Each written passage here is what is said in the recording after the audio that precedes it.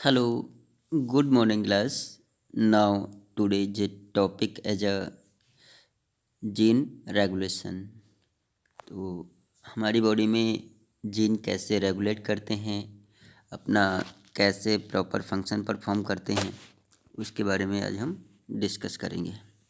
Unit that gene is a unit of genetic material present on the surface of chromosomes is called a gene locus. Okay, gene every cell में gene different functions perform करते हैं। आप जानते हैं कि cell भी different होती हैं। जितनी भी सेल्स होती हैं हमारी बॉडी में, सभी का फंक्शन अलग अलग होता है, डिफरेंट होता है। तो इनमें जो जेनेटिक लेवल होगा, जेनेटिक इन्फॉर्मेशन भी होती है, वो सभी की अलग अलग होती है।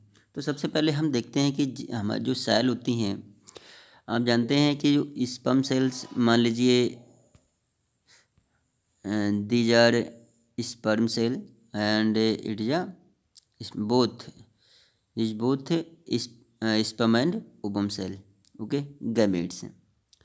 फ्यूजन होगा, फर्टिलाइजेशन होगा और क्या बनेगा? जाइगोट बनेगा। ओके, तो both sperm cell and ovum cell is haploid. कैसे होते हैं? हैप्लॉइड होते हैं, but fuse together to form zygote.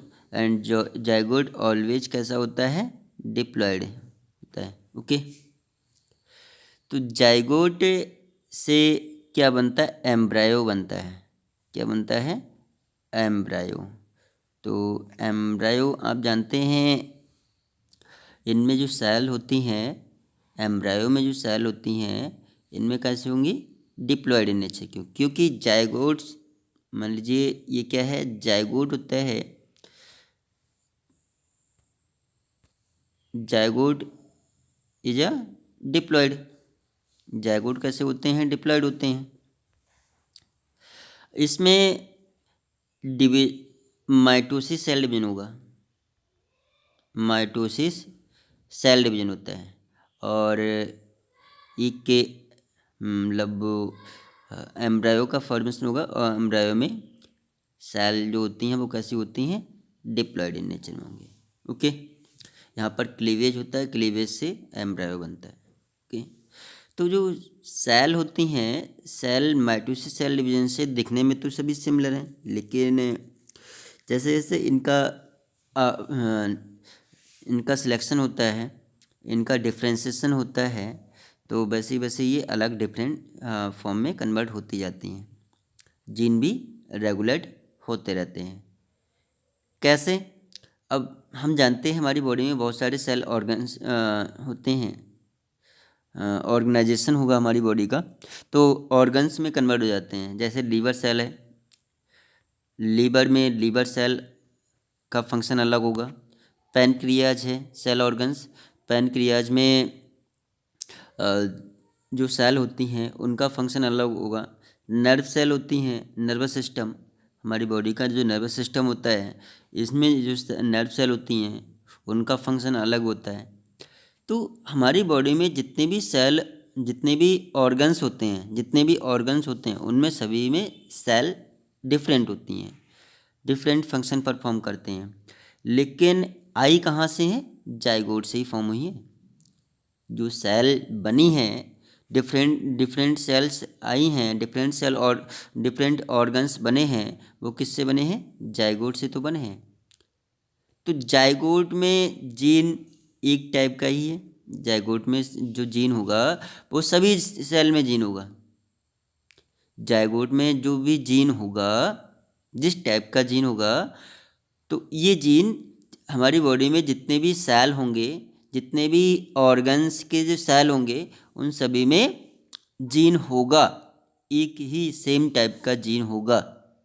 लेकिन इनका वर्क अलग अलग है, फंक्शन अलग अलग है, इसीलिए इनका क्या कर दिया जाता है? डिफ्रेंसिएशन कर दिया जाता है। ठीक है, मतलब ऑर्गेनाइजेशन कर दिया जाता है। जब जिस ऑर्गन्स के लिए सेल वर्क करेगा वो उसमें ऐड हो जाती है। तो आप जानते हैं सेल भी दो टाइप की होती हैं, एक सोमैटिक सेल होती हैं, एक जर्म सेल होती हैं। तो जो सोमैटिक सेल होती जर्म सेल होती हैं, इन्हें रिप्रोडक्टिव सेल या गोनाइड सेल भी कहते हैं, रिप्रोडक्टिव सेल्स। ओके, तो रिप्रोडक्टिव जितनी भी सेल्स होती हैं, जर्म सेल जो भी होती हैं, वो कैसे होती हैं, हैप्लॉइड इन नेचर में होंगी। इनका मियोसिस होता है और ये मतलब जैसे स्पर्म सेल है, ओवम सेल है, ये कैसे होती हैं, हैप्लॉइड होती हैं। लेकिन जो सोमैटिक सेल होती हैं वो डिप्लॉइड इन नेचर में आती हैं। और सोमैटिक सेल जो अनदर बॉडी ऑर्गन्स होते हैं, हमारी बॉडी के जो अनदर बॉडी ऑर्गन्स होते हैं, वो कैसे होते हैं, वो सिमिलर होते हैं। और इनका फंक्शन किससे फॉर्म किससे होते हैं, सोमैटिक सेल से फॉर्म होते हैं। मतलब रिप्रोडक्टिव ऑर्गन्स को छोड़कर अनदर जितने भी बॉडी ऑर्गन्स होते हैं वो सोमैटिक सेल से फॉर्म होते हैं। तो ये हम ये कहना चाह रहे हैं कि जो भी बॉडी ऑर्गन्स का फॉर्मेशन हुआ है, जो भी हमारी बॉडी में जो सेल होती हैं, वो फॉर्म तो एक ही सेल से होती हैं।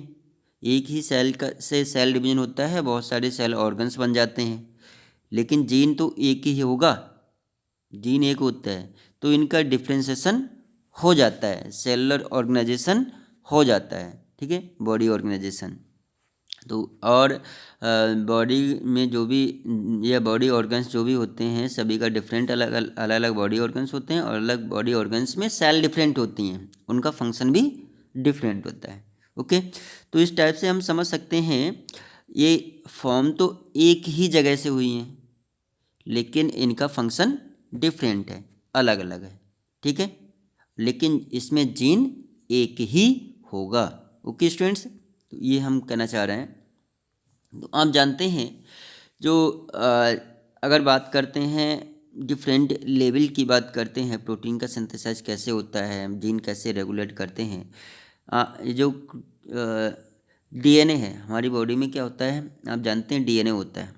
ठीक है, डीएनए से क्या बनता है, डीएनए से आरएनए बनता है बाय देयर ट्रांसक्रिप्शन प्रोसेस। तो ट्रांसक्रिप्शन प्रोसेस से डीएनए से एमआरएनए बनता है, एमआरएनए बनता है। तो मतलब यूकैरियोटिक्स में सबसे पहले जो डीएनए होता है, डीएनए से एचएनआरएनए बनता है। सबसे पहले डीएनए से क्या बनता है, एचएनआरएनए। ठीक है, तो वो ट्रांसक्रिप्शन लेवल पे होगा, एचएनआरएनए बनेगा। आज एचएनआरएनए की प्रोसेसिंग होगी, एचएनआरएनए क्या होगा, प्रोसेसिंग होगा।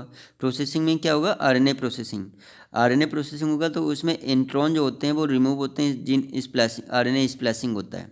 क्या होता है यहाँ पर, आरएनए स्प्लाइसिंग से एक्चुअल एमआरएनए बनता है। ये सब हमने पढ़ रखा है। मतलब आरएनए स्प्लाइसिंग होगा, और आरएनए स्प्लाइसिंग से इंट्रॉन क्या होता है, रिमूव हो जाते हैं, जितने भी एक्सॉन होंगे वो आपस में जुड़ जाते हैं और एक्चुअल एमआरएनए बन जाता है। ठीक है, तो इस प्रोसेस क्या बोलते हैं, ट्रांसक्रिप्शन बोलते हैं। क्या बोलते हैं, ट्रांसक्रिप्शन। ये सभी न्यूक्लियस में होता है। ये कहाँ होता है, न्यूक्लियस में होता है। अब क्या बना, एमआरएनए बना, इसका ट्रांसलेशन होगा। एमआरएनए क्या होगा, ट्रांसलेशन होता है। और ये ट्रांसलेशन प्रोसेस से किसका फॉर्मेशन होता है, प्रोटीन का सिंथेसाइज होता है। किसका सिंथेसाइज होगा, प्रोटीन का। तो ये जो प्रोटीन का सिंथेसाइज होगा तो न्यूक्लियस से बाहर आएगा। ये तो न्यूक्लियस का है, जो ये स्ट्रक्चर है न्यूक्लियस के अंदर हो रही है। तो प्रोटीन सिंथेसाइज क्या होगा, साइटोप्लाज्म में होता है। तो न्यूक्लियस जो एनवलप होती है वो रिमूव होगी, ब्रोकन होगी। तो यहाँ पर ये क्या है, एमआरएनए है, दीज आर एमआरएनए, ये एमआरएनए हो गया। ओके, इसका ट्रांसलेशन होगा एमआरएनए का। अब ये आउट होगा, आरएनए प्रोसेसिंग होगी, और किसका फॉर्मेशन होगा, प्रोटीन का सिंथेसिस होगा। तो ट्रांसलेशन प्रोसेस से किसका क्या बनता है, प्रोटीन बनती है। और प्रोटीन जब बनेगा तो मतलब जो अपना जीन होते हैं वो मतलब प्रॉपरली रेगुलेट करेंगे। ठीक है, जीन अपना प्रॉपर फंक्शन परफॉर्म करते हैं। ओके, तो ये जीन रेगुलेशन में कई एक प्रोसेस होती है। एक ट्रांसक्रिप्शनल प्रोसेस होगी, ट्रांसक्रिप्शन कंट्रोल होगा। जीन जो डीएनए होता है तो पहले जो फर्स्ट होगा वो ट्रांसक्रिप्शन कंट्रोल होता है लेवल, ठीक है। तो प्राइमरी ट्रांसक्रिप्ट करेगा और एमआरएनए बनेगा। तो एमआरएनए जब बनता है तो आरएनए प्रोसेसिंग कंट्रोल होगा। सेकंड क्या होगा, आरएनए प्रोसेसिंग कंट्रोल होगा, ठीक है। थर्ड क्या होता है, आरएनए ट्रांसपोर्ट कंट्रोल होगा। मतलब जब ये तो न्यूक्लियस की बात है। उसके बाद मतलब न्यूक्लियस के बाद ट्रांसपोर्ट होगा, जो जेनेटिक मटेरियल होगा वो मतलब न्यूक्लियस से बाहर निकलेगा, तो यहाँ पर कंट्रोल होगा, ठीक है। और उसके बाद ट्रांसलेशन में कंट्रोल होगा, ठीक है। तो इसमें प्रोटीन का सिंथेसिस है यहाँ पर, मतलब प्रोटीन एमआरएनए बनता है। तो ये न्यूक्लियस के अंदर की बात है। तो ट्रांसक्रिप्शन प्रोसेस होती है, ट्रांसक्रिप्शन में डीएनए से एमआरएनए बनता है, वो न्यूक्लियस के अंदर होता है। मतलब यहाँ पर ये पूरी प्रोसेसिंग होगी न्यूक्लियस के इनसाइड होगी, ठीक है। न्यूक्लियस के अंदर होती है ये सारी प्रोसेसिंग, आरएनए ट्रांसपोर्ट कंट्रोल। जो ट्रांसक्रिप्शन प्रोसेस होती है यहाँ तक, ये न्यूक्लियस के अंदर की बात है। अब मतलब जो न्यूक्लियर एनवलप आती है, न्यूक्लियर मेम्ब्रेन आती है, तो उसके बाद साइटोप्लाज्म में जो ट्रांसलेशन प्रोसेस होती है, ट्रांसलेशन में किसका सिंथेसिस होगा, प्रोटीन का सिंथेसिस होगा। और ये प्रोटीन का सिंथेसिस किस में होता है, साइटोप्लाज्म में होता है, ठीक है। तो साइटोप्लाज्म न्यूक्लियस के मतलब ये ट्रांसक्रिप्शन एमआरएनए बन गया। एमआरएनए कहाँ आएगा, यहाँ पर भी इसका कंट्रोल होगा। ये भी आ गया तो ये न्यूक्लियर एनवलप को ब्रेक करना पड़ेगा और साइटोप्लाज्म में आना पड़ेगा, तो यहाँ पर इसका कंट्रोल होगा, ठीक है।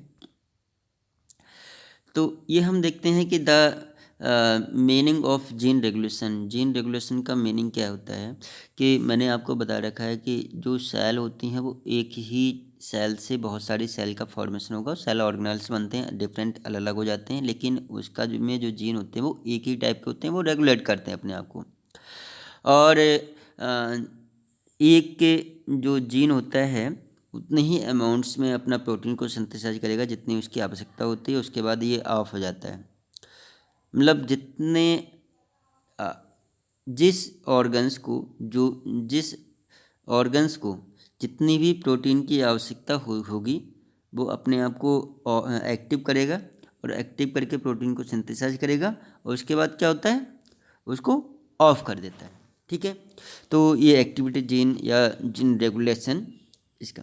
The requirements of the specific enzyme, तो मतलब एक स्पेसिफिक एंजाइम की रिक्वायरमेंट्स मतलब changes with the phase of the life cycle in which N organisms passing through. तो इसमें क्या होता है, जितने भी एंजाइम्स होते हैं उनकी आवश्यकता होती है, और एक स्पेसिफिक एंजाइम की आवश्यकता होती है। स्पेसिफिक एंजाइम जितने जो भी बॉडी ऑर्गन्स होते हैं, जैसे लीवर है, लीवर सेल में मतलब बाइल जूस की आवश्यकता होती है, बाइल जूस रिमूव करेगा। और जैसे पैनक्रियाज है, पैनक्रियाज में पैनक्रियाटिक जूस की आवश्यकता है तो पैनक्रियाटिक जूस रिलीज करेगा। तो लेकिन इनमें जो एंजाइम है सभी एंजाइम तो सिमिलर ही हैं, या फिर जितने भी जीन होंगे जिसमें सेल तो डिफरेंट हैं, लेकिन इन सभी में जीन क्या है, एक ही है। तो और लेकिन अपना वर्क क्या कर रहा है, सभी ऑर्गन्स वर्क अलग अलग कर रहे हैं, ठीक है। लीवर में जो सेल होंगी, लीवर सेल होंगी, वो अपना वर्क करेगा। जो नर्व सेल होंगी, नर्व सेल अपना वर्क करेगा। और जो ये अलग तो ये डिफरेंट सेल डिफरेंट अपना फंक्शन परफॉर्म करते हैं, रेगुलेट करते हैं, ठीक है। Thus, they are out through some short genetic machinery to regulate the synthesis of the certain protein. तो जो हमारे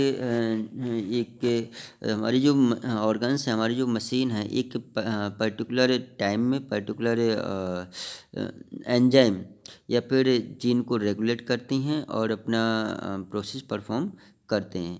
तो ये ट्रांसलेशन प्रोसेस से क्या सिंथेसाइज होता है, प्रोटीन को सिंथेसाइज होता है। स्पेसिफिक प्रोटीन आर सिंथेसाइज, एक स्पेसिफिक प्रोटीन सिंथेसाइज होती है इन दो सेल, एक सेल में, only where they are needed. मतलब एक जैसे है यहाँ पर ये कह रहा है कि एक प्रोटीन सिंथेसाइज होती है, हमें जब ज़रूरत होगी तो प्रोटीन सिंथेसाइज होगी, और एक स्पेसिफिक टाइम में। और जितना अमाउंट्स होगा उतना ही जब हमें आवश्यकता होगी तो हम प्रोटीन को सिंथेसाइज कर लेंगे, उसके बाद बंद कर देते हैं, ऑफ कर देते हैं। तो एक इस टाइप का हमारे बॉडी में एक मशीन लगी हुई है। जब हमें ज़रूरत होगी तो प्रोटीन हम बना लेते हैं, और जब ज़रूरत नहीं होती तो उसको हम बंद कर देते हैं। जैसे हम एक मकान है, एक रूम है, ये पूरा मकान है, मकान में बहुत सारे रूम होते हैं। जैसे 4 रूम मान लीजिए, हम जैसे पहले वाले, ये पूरा मान लीजिए मकान है, ठीक है। ये कितने रूम है, इसमें हमने 4 रूम बना दिए, पहला, दूसरा, तीसरा और चौथा। हम यहाँ से आए, पहले फर्स्ट रूम में आए, ठीक है।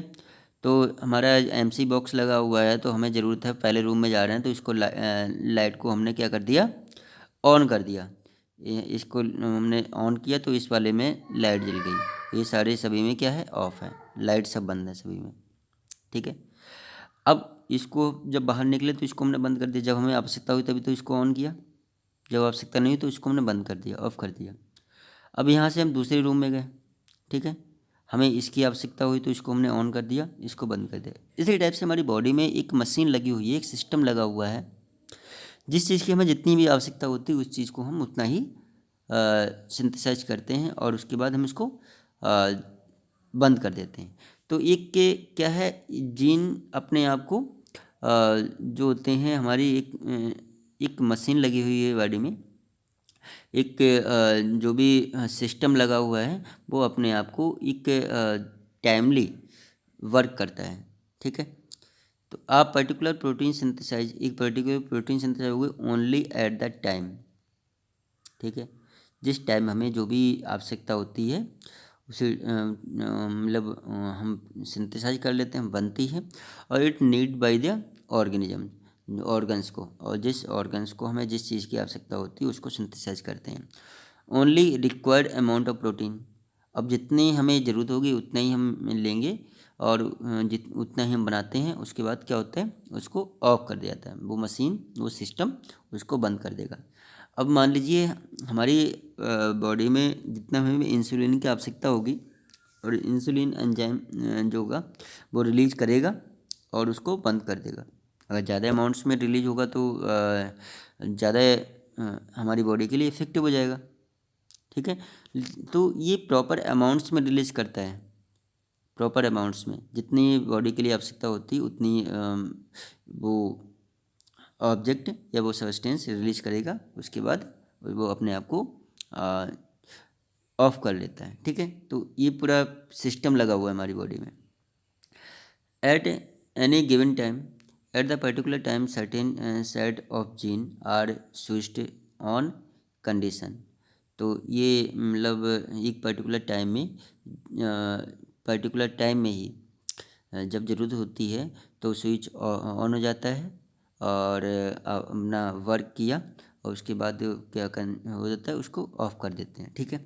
जब हमें एक पर्टिकुलर टाइम में जब हमें किसी चीज़ की आवश्यकता होती है तो भी हम उसका वर्किंग में लेते हैं, उसके बाद क्या होते हैं, उसको ऑफ़ कर देते हैं।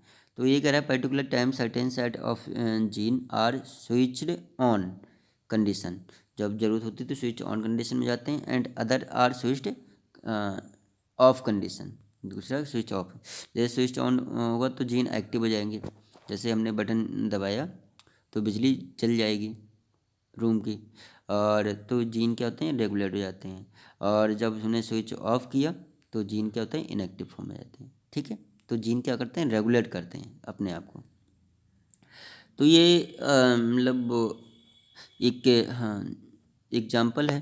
तो the gene in a cell are express, gene क्या होते हैं, अपने सेल में एक्सप्रेस्ड होते हैं, अपने आप को एक्सपोर्ट करते हैं to perform a particular function on a set of function, ठीक है। तो इसमें हम कैसे जीन रेगुलेट करते हैं, कैसे मूवमेंट करते हैं, तो एक हम लैक ओपेरॉन पढ़ेंगे। तो लैक ओपेरॉन बहुत ही इंपॉर्टेंट है आपका टॉपिक। तो जीन रेगुलेशन में कैसे रेगुलेट करते हैं, कैसे अपने आप को एक्सप्रेस करते हैं प्रोकैरियोटिक सेल में और यूकैरियोटिक सेल में। प्रोकैरियोटिक सेल में तो मैंने आपको बता दी जीन रेगुलेट करते हैं, पहला तो ट्रांसक्रिप्शन लेवल पे जीन रेगुलेट करते हैं, ठीक है, और दूसरा मतलब ट्रांसलेशन के, ठीक है।